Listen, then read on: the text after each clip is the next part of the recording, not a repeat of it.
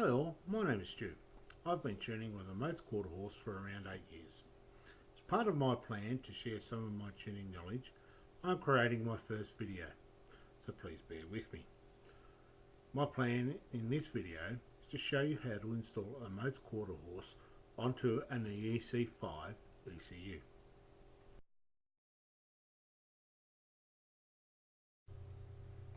Firstly, you need to access the ECU. On the Aussie Falcons, it is located in the footwell of the passenger side of the vehicle. To gain access, you will need to remove the sill guard and the rubber strip to enable you to pull the carpet back. This will reveal the ECU, which to remove will require the rivet to be drilled out, or in my case, I had to carefully use an angle grinder.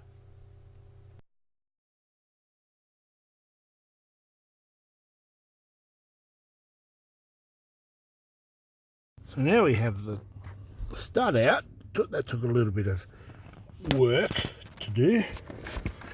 We should be able to lift off, except I haven't got enough hands. Take two. Okay, now we've got the bracket off, which just slots in at the back. So it just needs to be lifted up. We now have the ECU to a position where we can get it out.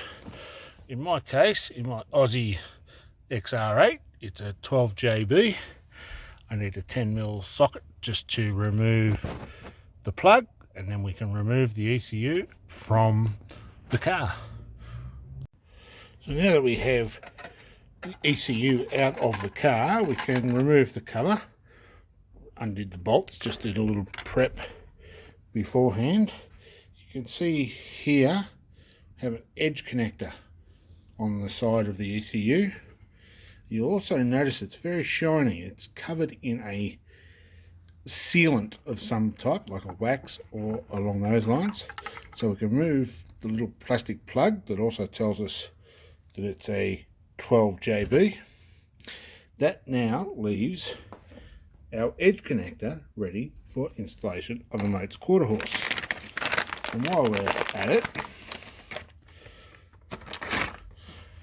this is a Moates Quarterhorse.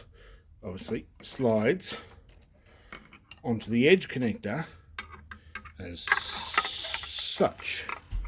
But of course, before we do that, we have to clean this shiny gel off the contacts. Otherwise, the Quarterhorse will not talk to the ECU. To remove the gel coating off the contacts, I use a razor blade ever so lightly. You can see on the edge of the razor there's picking up some of the gel. I'm going to do the other side of the edge connector as well, which is going to be a little bit hard one-handed carrying a phone, but I'll leave it to your imagination that this will work. More to come. So now that I've done the front side, I have removed the back cover, which literally just pulls apart. I can do the same process again and gently remove any of the gel on the contacts. Remember, the ECU is unpowered at this stage, so we don't have to worry about particularly shorting out. The car that this came out of has been not running for several days, so although whilst it still was on power, there's potentially some damage I'm doing. I guess I'll find the hard way. But being unpowered, I believe it's safe. There may be some capacitance in there, but nothing of major significance. If I was doing damage, I would probably see an arc or a spark or something along those lines, but I believe I'm right. Next, I'm going to try and hit it with a little bit of wet and dry, just some very fine emery paper, just to clean up the contacts in readiness for acceptance of the Quarterhorse. So just using slight bit, I'm using a bit of 600 grit paper. I can give them a light rub. See the copper just starting to expose itself. which means we should be able to get a decent contact. The same on the other side. If I can hold a camera at the same time.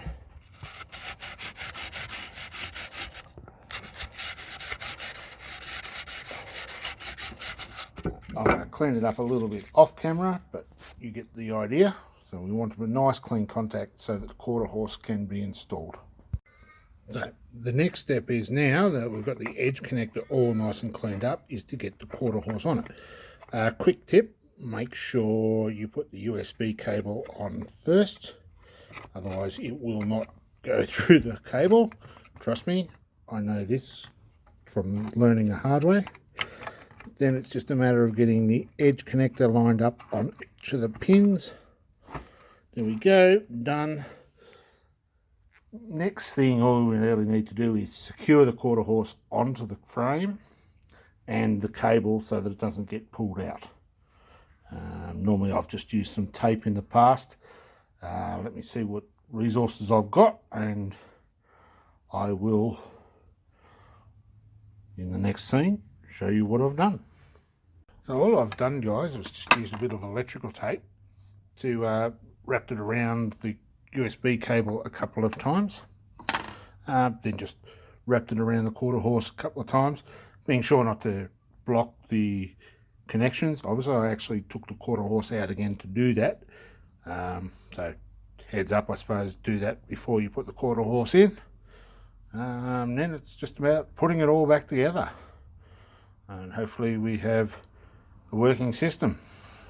Okay, finally what I've done just to secure the quarterhorse in place is just wrap a bit of tape around the ECU to hold the quarterhorse in place, because the last thing you want is the cable to get tugged under the carpet or anything silly like that and disconnect your quarterhorse.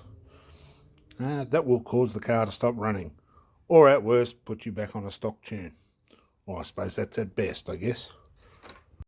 Okay guys, so I've got the quarterhorse into the ECU. ECU is now back in the car.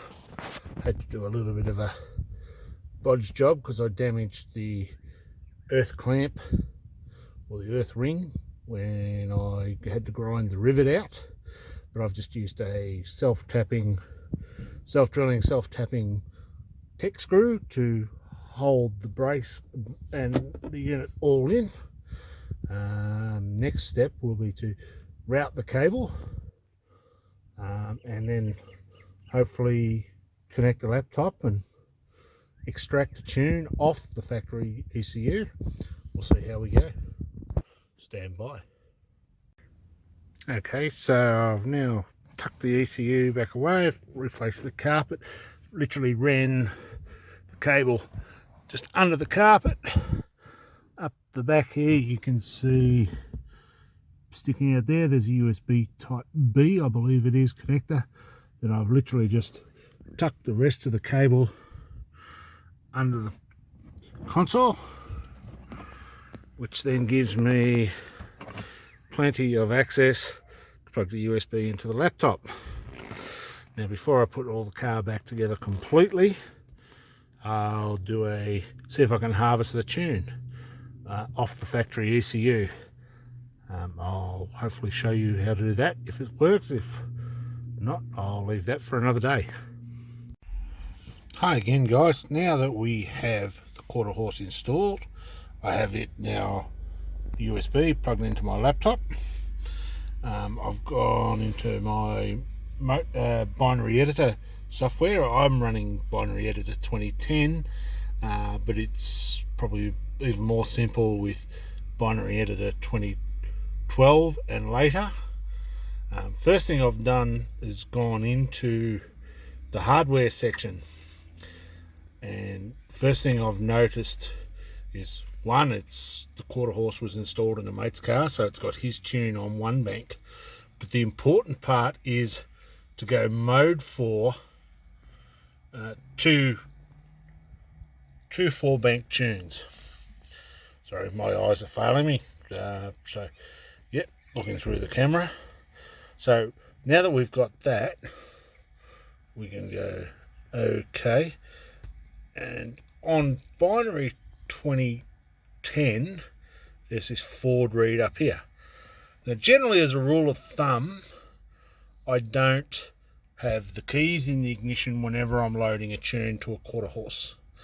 The only exception is I need the quarter horse and the ECU powered to able to read the factory tune off the quarter horse, and you do that using this Ford button. Now I haven't got the car turned on yet, so it'll probably fail. I expect it to. I thought there was an intermediate step there, but I'll wait for that one to time out and come back. So now that we have the quarter horse connected, and after a couple of trials I now have the correct strategy for my binary editor to talk to my ECU. What I do now, to do a factory read, all I have to do is go to the Ford logo, hit that, and it's going to ask me, do I want to overwrite? And I go yes. So what I'm doing now is reading the factory ECU binary and putting it into a file on the laptop so I can then write it to the quarter horse. There we go, we're done. So now you'll see, in BE 2010 anyway, you can see that the save button is red. So now I'm going to save that, and I'll save the calibration, and I'll call it exactly what I tried to call it before on a previous failed attempt. So 12JB factory read, and save.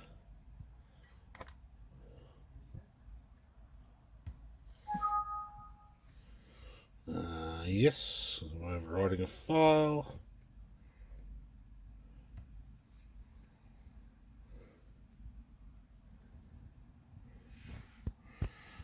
That's it. I now have a factory read on the computer.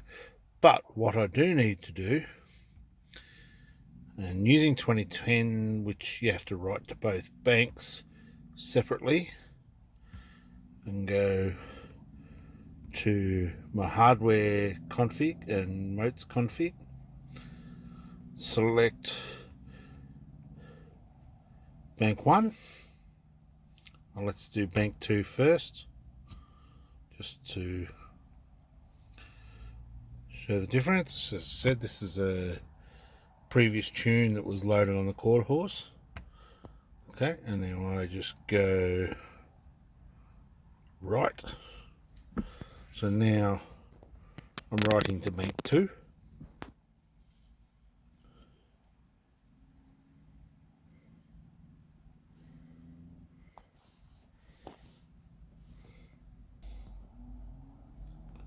So I've now written it to bank 2. If I go back into the config, we'll see tune 2 has what I called it, 12JB factory read. Change the tune to bank 1. And okay. Then I write again. Difference is, I believe, binary editor 2020 writes both at the same time, but I'm stuck with 2010 and it works for me.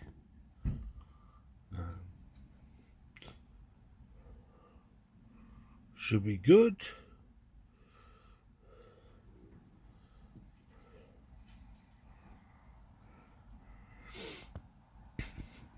We're done. So technically now I should be able to start the car based on it's got a factory read on the factory tune in the quarter horse. There we go. runs, fires, alarm battery's flat, and runs, fires beautifully. So factory read. Now I can start tuning. Finally, the last thing you would need to do, if you, depending on your strategy that you've bought, would be to set up data logging. Very handy in the world of tuning. So on my BE 2010, I'm sure you can see my mouse, I'm in the data logging tab. You have to actually set up your data log for each strategy that you have. Obviously, most people only have one. I have multiples because I tune multiple cars, but first thing then we have to set up a data log. So what we have now is specifying the parameters that we want to data log. So here I'm showing you camera 1, camera 2, both definitely they're your long-term fuel trims, your ISC cams, worth data logging. Whether your strategy actually provides feedback for that is a different story. I think the next few, these are all automatic solenoid stuff, along with shift mode. N, your RPM, yes, you definitely want to record that. Throttle position, yes, you want to record that. HEGO, yes, which is your O2 sensor bank 1, O2 sensor bank 2. Always handy just if you're trying to identify issues, just compare the two. Throttle position voltage, definitely need that one. MAF address counts, not necessarily. APT, yes, you need that one. That is throttle indicator. Engine coolant temp, definitely need that one. Air charge temp, definitely need that one. ISC duty, idle air control duty cycle, definitely need that one. ISC flag, air mass, dependent on if your MAF is tuned, this will give you a value in pounds per minute, which is handy if you're trying to do idle air control. Injector, okay, expand. Barometric pressure, don't need that. Injector pulse width, injector pulse width, 1 and 2.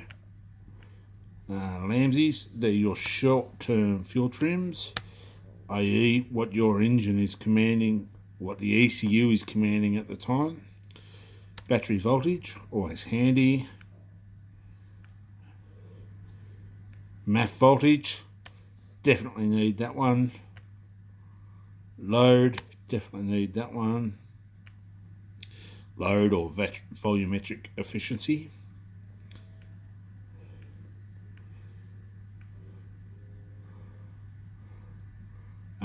Timing, yes, definitely need that one. SAF TOT. VS bar, road speed. In this strategy it's miles per hour. Also very handy. Throttle position percentage can be handy. Transmission oil temp, it's an automatic problem value, I think.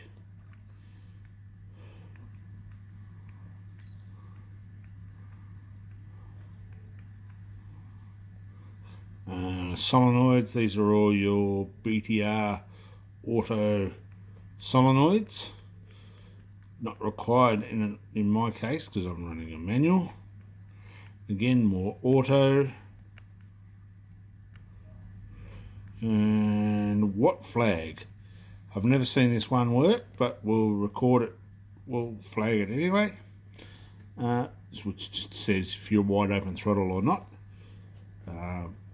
That's pretty well it. Apart from the other thing is obviously just the location tab here. Just specifies where on your PC you store your log files basically. So yeah, that's about it. I hope this video has helped some of you installing a quarter horse. As I said, I'm on a mission to try and share some of my knowledge. I have a thread on Australian Ford forums explaining some of the processes that I use. But apart from that, thank you for watching, and apologies for some of the poor footage. Thank you all. Cheers, Stu.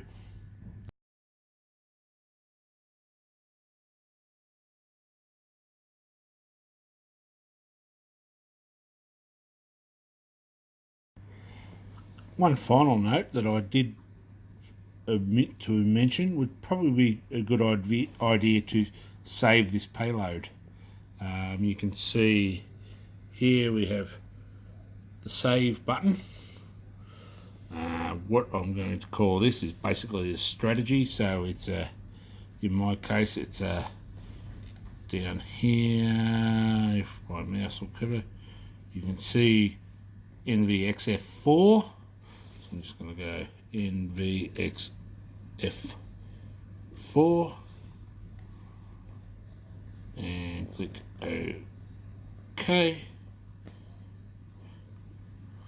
We're done. And again, thank you for listening.